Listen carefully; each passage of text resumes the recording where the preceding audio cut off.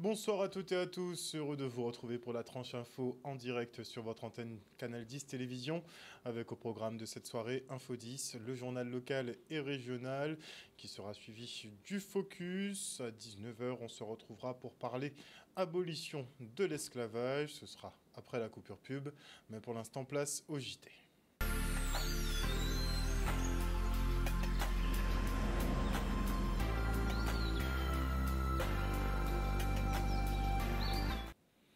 Nous sommes le mercredi 15 mai 2024 et la situation est chaotique en ce moment en Nouvelle-Calédonie. À l'heure où la révision constitutionnelle sur le dégel du corps électoral est adoptée, le pays est au bord de la guerre civile. Le bilan est déjà très lourd avec 4 personnes décédées en 48 heures, dont une personne blessée par balle à Nouméa et un gendarme touché par un tir dans le secteur de Plume. Pour les 2 autres victimes, les conditions de leur mort sont pour l'heure inconnues. L'état d'urgence décrété par Emmanuel Macron est entré en vigueur ce mercredi à 20 h, heure de Paris. Le ministre de l'Intérieur a annoncé aussi avoir assigné à résidence 5 indépendantistes radicaux appartenant à la cellule de crise de coordination des actions de terrain.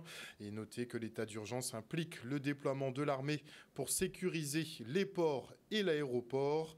Des perquisitions administratives aussi seront menées par les forces de l'ordre dans très peu de temps, d'ailleurs immédiatement. Le gouvernement français a aussi décidé de bloquer le réseau social TikTok pour isoler les manifestants. Des Kanaks en lutte qui sont attaqués par des milices pro-loyalistes qui tirent sur les barrages à balles réelles. C'est ce qu'explique Floranda Nirikani, une indépendantiste qui n'entend pas céder à la peur. Regardez.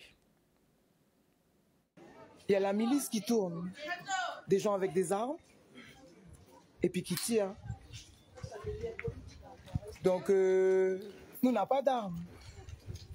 Nous n'avons pas d'armes. Et puis, on dit qu'on continue à garder les positionnements. Donc, du coup, on est toujours sur les barrages. C'est ça la consigne. Et puis, on continue de maintenir, en fait, la résistance. Mais comme ça, vous êtes informés, puis vous passez le message qu'il y a des gens qui sont avec des armes. Et puis qui impressionnent là. Donc, du coup, là, nous, on est à la vallée du tir. On va s'organiser. Et pour l'instant, on est... Je ne veux pas dire on est surpris. Mais voilà la réalité. Donc nous, on va s'organiser pour faire les choses qu'il y a à faire. Mais c'est juste... Oui, on sait ce qui s'est passé. On sait ce qui s'est produit hier. On va assumer tous ensemble. Mais là, la milice, elle tourne avec des armes. Voilà. Une milice pro-loyaliste, visiblement, qui s'en prend donc aux manifestants sur les barrages. On rappelle effectivement que 3 manifestants ont déjà perdu la vie en 48 heures en Nouvelle-Calédonie. Et ici, en Guadeloupe, les autorités dressent le bilan de l'opération PlaceNet XXL. Ces opérations ont conduit à contrôler plus de 3600 personnes et relevé au total plus de 360 infractions. De nombreuses amendes forfaitaires délictuelles ont été délivrées, des armes et des stupéfiants découverts, des résultats intéressants pour les forces de l'ordre. Regardez. On voulait échanger avec vous ce matin, c'est faire le bilan de ces 4 semaines d'opération PlaceNet. Elles ont eu un effet massif. D'abord, les opérations PlaceNet, c'est près de 2000 gendarmes et près de policiers qui ont été engagés. C'est 75 interpellations, c'est plus de 50 gardes à vue, c'est 450 infractions qui ont été relevées. Oui, l'effet est massif. Alors, comment on le mesure?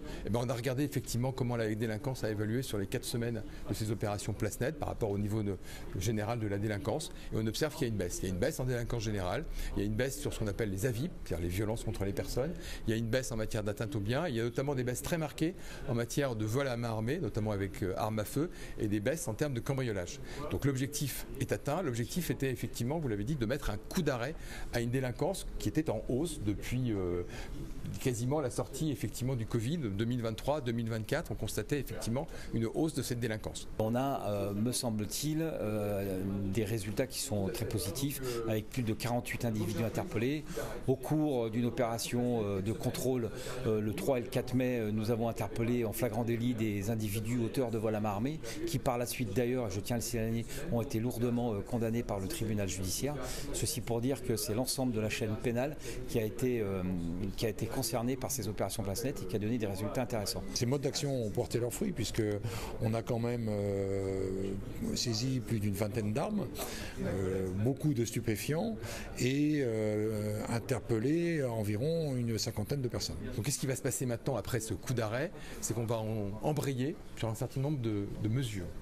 D'abord, le préfet Lalanne, qui est venu avec le ministre de l'Intérieur, travaille sur un contrat de sécurité. C'est un travail qui nécessite une concertation longue où je rencontrerai chaque maire, le délégué à la sécurité, les polices municipales, il y a 314 policiers municipaux, je les rencontrerai à chaque fois 3 fois, c'est assez méthodique.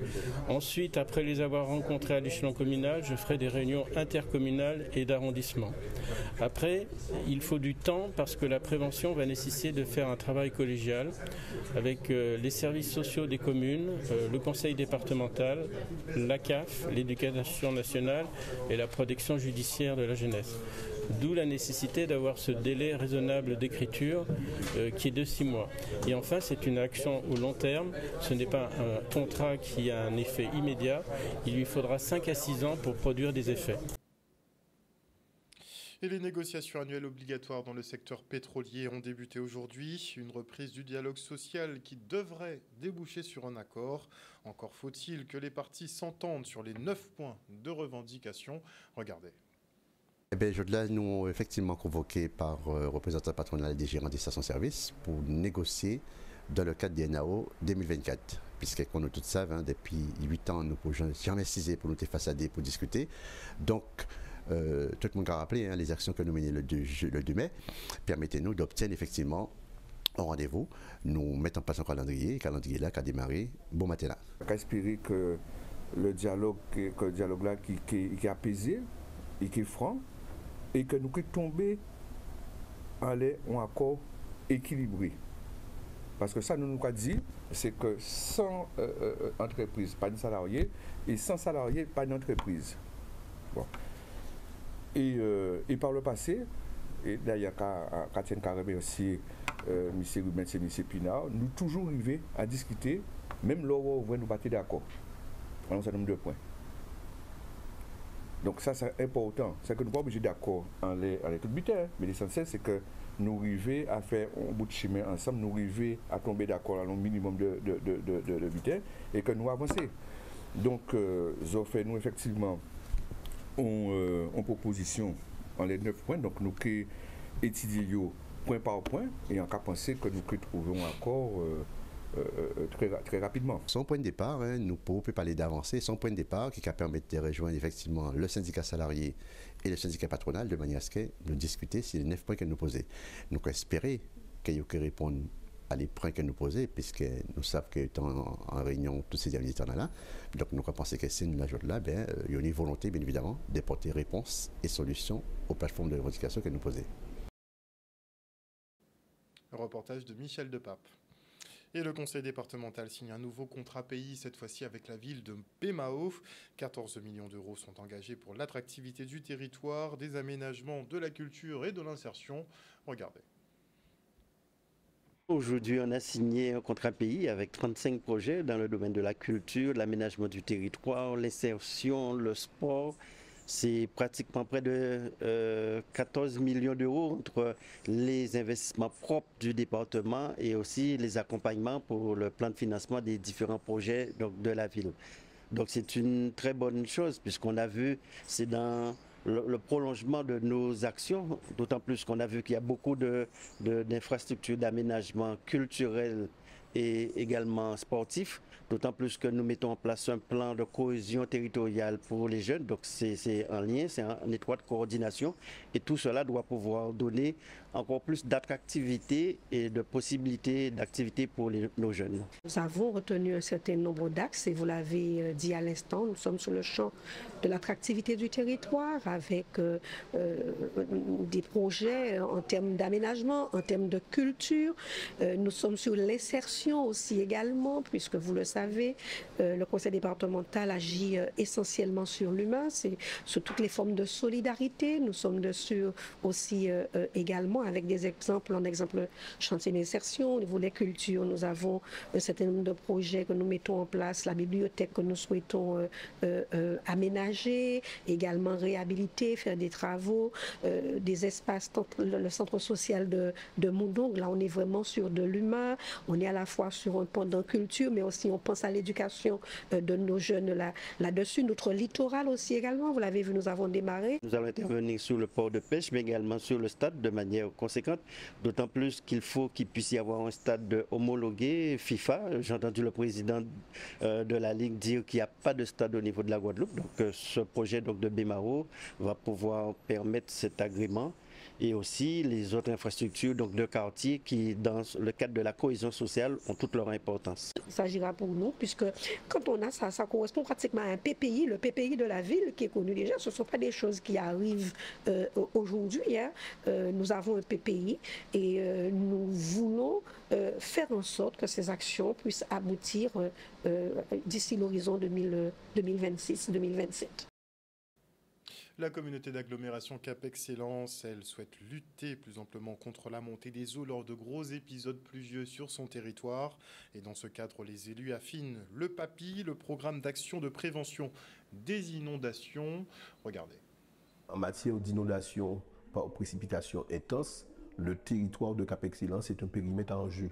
Parce que ce qu'il faut savoir, au niveau des inondations intenses, donc un tiers de la population et 2 tiers des entreprises, des activités économiques sont impactés par ce phénomène-là.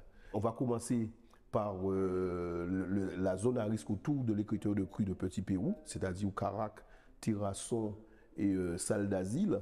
Et donc ça va consister à pouvoir accompagner les résidents, les bâtis qui se trouvent dans les secteurs à risque, pour pouvoir aménager des parties refuges, pour qu'on puisse sortir en cas d'inondation ces sujets, qu'on puisse les mettre à l'abri, mais aussi pour pouvoir mettre en place ce qu'on appelle des barres d'eau et des bateaux d'eau pour pouvoir protéger. Donc il y aura plusieurs types d'actions à ce niveau-là. La région, elle intervient, mais déjà en amont, puisque d'une manière anticipée au nouveau PAPI, elle avait déjà voté un financement sur ses fonds propres d'un peu plus de 30 000 € pour un ouvrage à Petit Pérou. C'est tout naturellement en fait que nous sommes là pour bien entendu assurer un suivi, être également en appui technique aux autres partenaires, avec les autres partenaires, et puis mettre en fait à la disposition les directions qui travaillent sur différents domaines, notamment la biodiversité au sein de la région. Nous avons la région, nous avons la ville des Abîmes, la ville de Bémaro, la ville de Pointe-à-Pitre et bon nombre de partenaires pour pouvoir financer ces 16,9 millions d'euros jusqu'à 2029. Et donc il y aura toute une série d'actions. C'est ça le PAPI pour pouvoir faire en sorte qu'on puisse agir sur la vulnérabilité des bâtis en matière de risque d'inondation. Et maintenant, nous parlons du projet Eau de l'Espoir initié par le Rotary Club de Pointe-à-Pitre. Et à cet effet, je reçois son président Jean-Luc Edom. Bonsoir Monsieur Edom. Bonsoir Harold. Et nous sommes aussi en compagnie d'Abdoulaye Traoré, qui est chef de projet L'Eau de l'Espoir. Bonsoir Monsieur Traoré. Bonsoir Harold. Alors bon, il ne se passe pas un mois sans que le Rotary effectivement mette des actions caritatives en place. Alors cette fois-ci, de quoi s'agit-il ce projet Eau de l'Espoir ? Oui, alors c'est un projet qui nous tenait à cœur, qu'on travaille dessus depuis 2 ans. Il s'agit effectivement de la réalisation d'un forage, puis dans un village de Côte d'Ivoire, et qui nous a permis de faire une action avec un club Rotary d'Abidjan, la RC Elite, et effectivement on a pu bénéficier de la cheville ouvrière du projet, qui est Abdoulaye Traoré, qui est venu avec moi, qui travaille sur ce projet depuis 2 ans. Je pense qu'il pourra nous en dire un petit peu plus. Alors avant d'en venir sur le projet, on sait que le Rotary évolue beaucoup en local, on a des actions un peu toute l'année. Oui. Et est-ce que c'est fréquent que vous alliez justement jusqu'à l'international, puisqu'on sait qu'il y a des Rotary un peu partout? Alors, on a déjà eu l'occasion de faire des actions dans le bassin caribéen. Alors, c'est souvent lié aux catastrophes naturelles, donc en termes de solidarité. Pour le club de Pointe-à-Pitre, c'est une première, une action à l'international qui doit en amener d'autres, puisque le Rotary fonctionne sur des fonds qu'on peut mobiliser, notamment liés à la fondation, et qu'on peut mobiliser, et que nous, on espère pouvoir mobiliser à partir de cette action phare, qui est une première, et qui devrait en amener d'autres. Alors, M. Traoré, justement, est-ce qu'on peut dire que les Rotary de nos deux zones sont maintenant jumelés? Justement, pour compléter ce que dit mon président, c'est le premier club caribéen qui fait un pont avec un club de l'Afrique de l'Ouest. Voilà. Et donc, ce projet, comme il a dit, a été concocté depuis 24 mois. Et nous étions du 1er mai au 12. Et nous avons vraiment... ils ont aimé. Et qu'est-ce que je peux dire d'autre? Le premier, donc, nous sommes arrivés à Abidjan. Donc, accueil excellent, profond, très émotif. Et je pense qu'ils ont aimé. Oui, effectivement. Ouais. Comme j'ai eu l'occasion de dire à la télé ivoirienne, puisque nous avons été vraiment reçus... bien reçus? Bien, vraiment très très très bien reçus, un retour aux sources. Alors j'ai eu l'occasion de leur dire que l'eau nous avait désunis pendant une époque, et aujourd'hui l'eau nous unit, c'est l'eau de l'espoir. Et je pense aux Guadeloupéens, quand on connaît des semaines sans eau, on voit la difficulté. Et là, quand vous arrivez dans un village qui correspond à la population de la Désirade, comme ça on va mettre le truc, à peu près 1500 personnes, et qui vivent effectivement sans eau courante, et vous leur amenez cet élément vital, eh bien on vous fait la fête, on vous donne tout ce qu'ils n'ont pas, et on vous donne en fait de l'amour à ne plus en vouloir. Et je pense que la délégation qui était présente, les 12 personnes, on a passé un excellent moment, parce que ces gens-là nous ont beaucoup appris. Donc c'est-à-dire qu'en fait nous on a fait le don d'amener l'eau, et on a reçu au centuple ce qu'on a donné, une vraie leçon de vie. C'est-à-dire que nous on manque pendant une semaine, on voit que c'est compliqué, et là vous réalisez effectivement que c'est leur mode de vie voilà, qu'on va changer, qu'on va leur permettre effectivement d'avoir accès à l'eau, permettre aux enfants d'avoir accès à des conditions optimum. Mais ceci étant, il y a une dignité. J'ai vu une dignité et une joie de vivre dans la simplicité qui faisait chaud au cœur. Alors on sait effectivement que l'Afrique est vaste, beaucoup plus vaste que ce qu'on imagine. Autant certaines zones sont urbanisées et ne manquent de rien, autant il reste encore beaucoup de petits villages de cette nature qu'on peut aider justement à se développer. Justement, alors donc Abidjan Télégraphe est à 40 km d'Abidjan. Et donc c'est un village enclavé, puisque pour y accéder, il faut arriver à Benjerville, qui est une petite bourgade à côté d'Abidjan, et on prend une pinasse.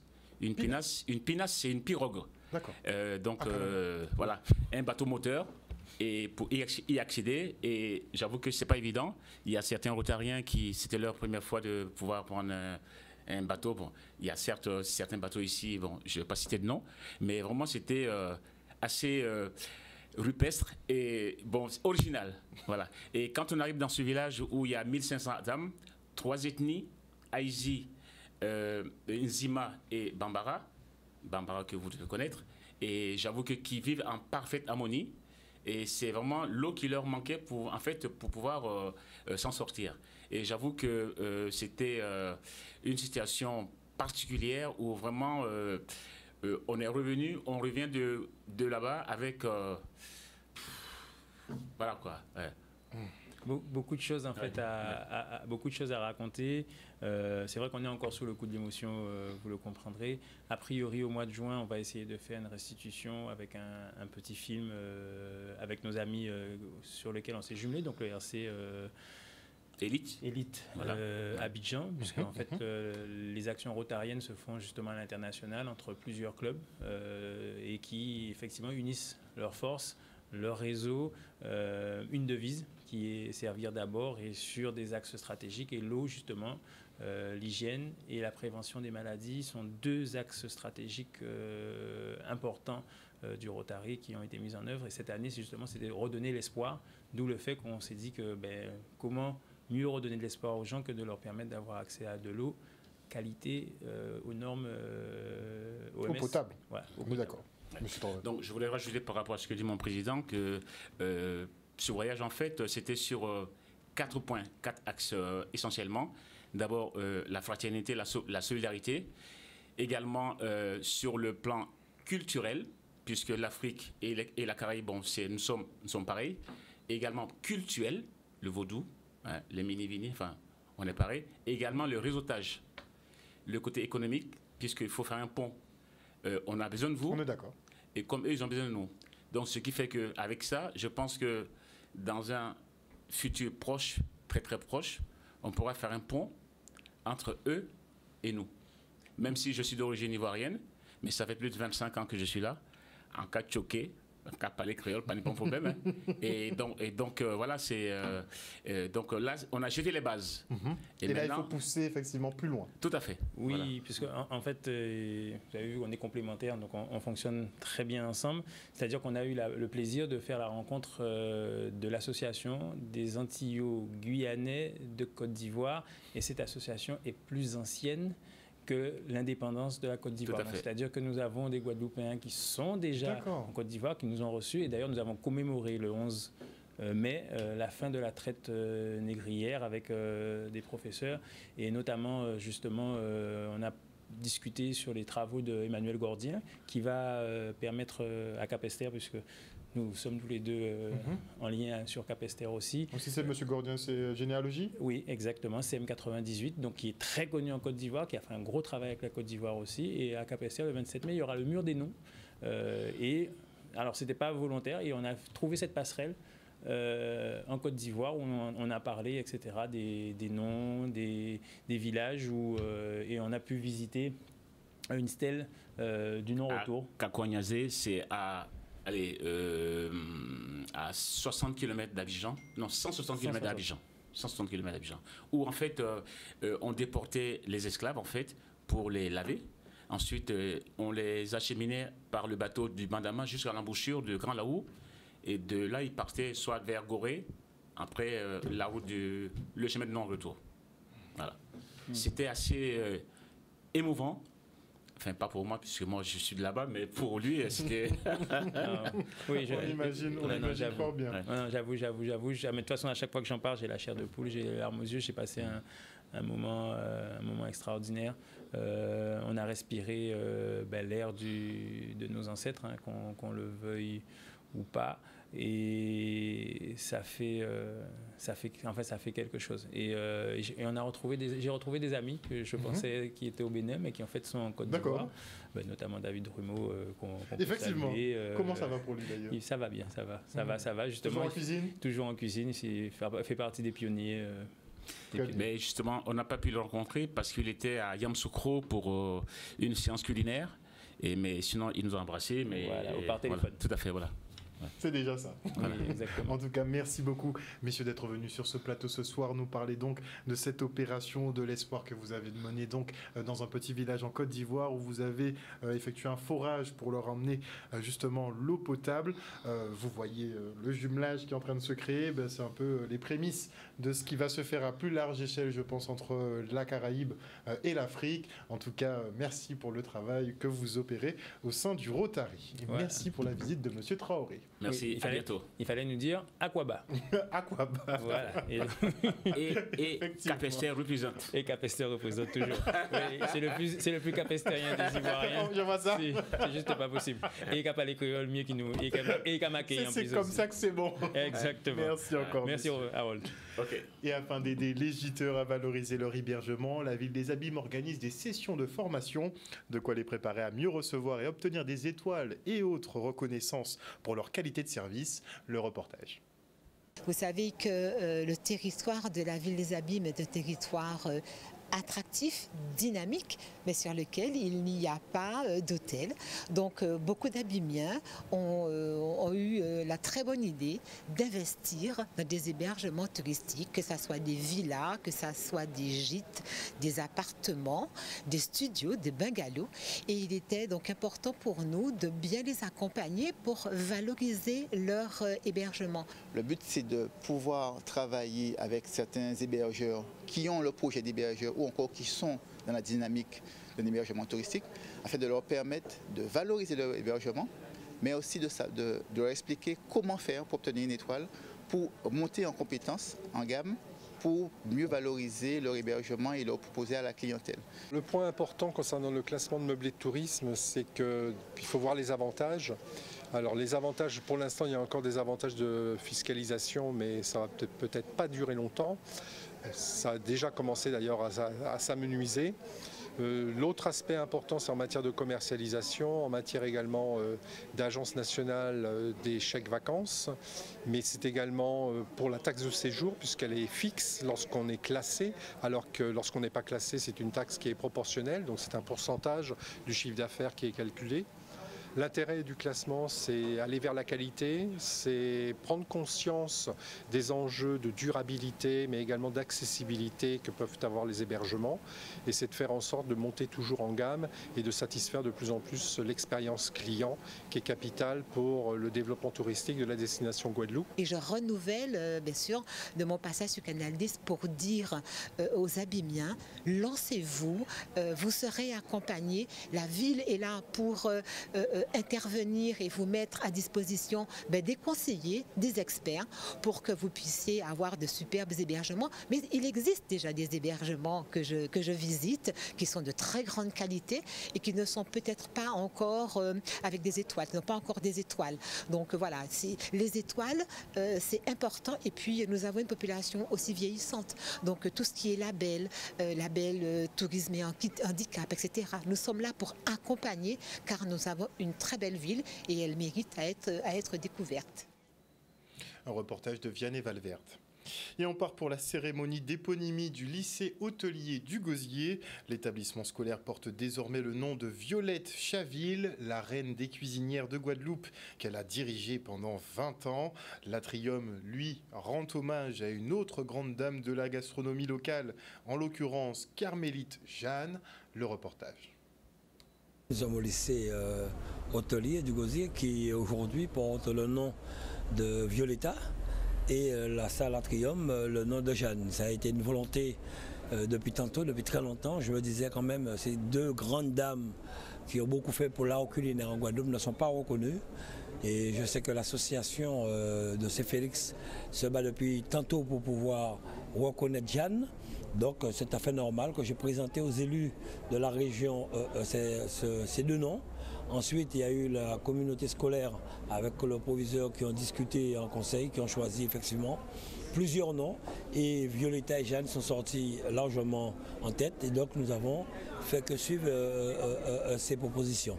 En tant que fils, il est évident que je suis heureux pour elle et aussi que la Guadeloupe reconnaisse, comme je l'ai déjà dit, nos héros.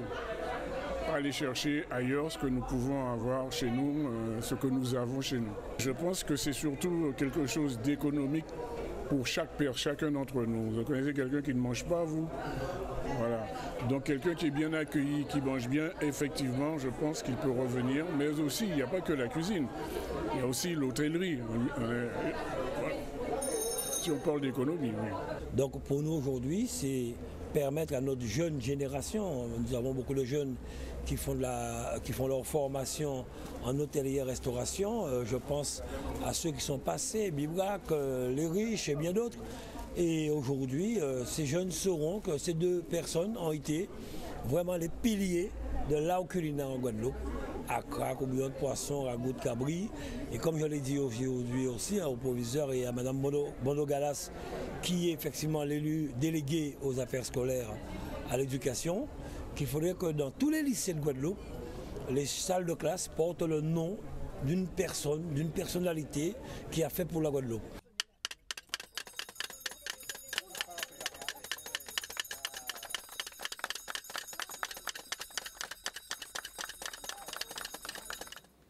Voilà, chers téléspectateurs, nous sommes arrivés au terme de ce journal. Rappel d'une information importante, à savoir que la situation est chaotique en Nouvelle-Calédonie, que l'état d'urgence décrété par Emmanuel Macron est entré en vigueur ce mercredi à 20h heure de Paris. Une mesure qui implique le déploiement de l'armée pour sécuriser le port et l'aéroport. Le ministre de l'Intérieur, lui, a annoncé avoir assigné à résidence 5 indépendantistes radicaux appartenant à la cellule de coordination des actions de terrain. Des perquisitions administratives sont menées actuellement par les forces de l'ordre. Le gouvernement français a aussi décidé de bloquer le réseau social TikTok pour isoler les manifestants. C'est pas très démocratique tout ça, hein. Et les Kanaks, effectivement, sont en lutte. Ils maintiennent toujours leur barrage. Ils demandent donc le retrait du projet de loi justement de révision constitutionnelle qui vise à élargir le corps électoral en Nouvelle-Calédonie. Il faut savoir que là-bas, les listes électorales sont bloquées jusqu'à 1998. Donc toutes les personnes qui sont arrivées sur le territoire après cette période ne peuvent pas participer aux élections provinciales. Et donc le gouvernement a souhaité une révision constitutionnelle pour élargir finalement ce corps électoral, ce qui n'est pas du goût des indépendantistes locaux qui effectivement sont toujours mobilisés et font face à une milice armée qui leur tire dessus littéralement à balles réelles. Voilà, un peu pour la situation en Kanaki. En tout cas, on leur souhaite beaucoup de force et de courage dans cette très douloureuse épreuve qu'ils traversent en ce moment. Une bonne soirée à vous. À l'écoute des programmes de Canal 10 Télévision. Le journal local revient demain à 18h30. Bisous tout le monde.